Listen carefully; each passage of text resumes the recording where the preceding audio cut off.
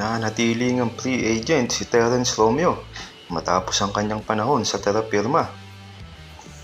Si Terence Romeo ay isang unrestricted free agent matapos hindi na ma-renew ang kanyang kontrata sa terapirma Jeep. Kilala bilang The Bro, isa siya sa mga pinakamahusay na scorer at shot creator sa basketball sa Pilipinas, natanyag sa kanyang signature crossover at kakayahang lumikha ng sariling tira. Sa Facebook page nga ni dating PBA player na si Paul Artadi, natanong niya kung asaan na si Terence Romeo at makikita doon sa comment section na sinabi niyang pwede pa nga daw si Terence Romeo sa PBA. At tama nga naman si Paul Artadi, kung sa galing at galing lang, naniniwala tayong kaya pa ng isang Terence Romeo maglaro sa PBA. Kaya sana sa mga susunod na conference ay meron pang team na magbibigay ng chance sa isang dating mahusay na point guard ng liga. Sinabi nga naman ni Rico Mayroper, kilala si Terence Romeo sa kanyang pambihirang galing sa pag-dribble, paggawa ng sariling tira at kakayahang mag-init sa laro na kayang bumuhat ng kupunan.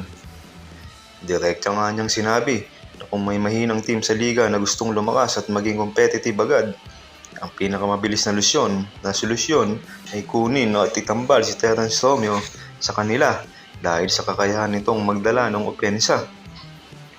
Inihayag nga din ni Romeo sa interview na buong puso pa rin siyang bukas sa pagbabalik sa PBA at makikipagsabayan sa pro level, basta't makahanap lang ng kupunan kung saan siya ay mabibigyan ng sapat na playing time at tamang paggamit sa court.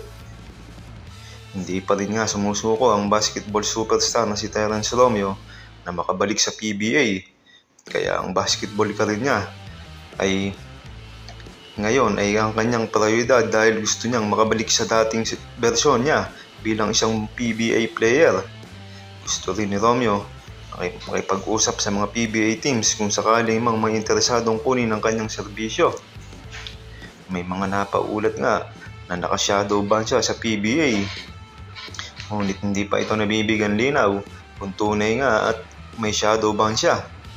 Pero sa galing nga lang naman, marami pang interesadong team na kupunan dito na pwedeng magpapirma kay Terence Romeo. Dati nga ding napapaulat na kukunin siya ng Magnolia Hatchet. Pero hindi pa nga huli ang lahat, pwede pa siyang kunin ng Magnolia at magamit sa mga susunod na 2 o hanggang 3 taon. Dahil ito ay may ibubuga pa at siguradong may galing pa si Terence Romeo. Kamusta mga idol?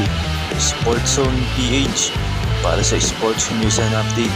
Kung bago ka pa lamang dito sa channel ko, pindutin mo na ang subscribe button at notification bell para lagi kang update sa mga sports news.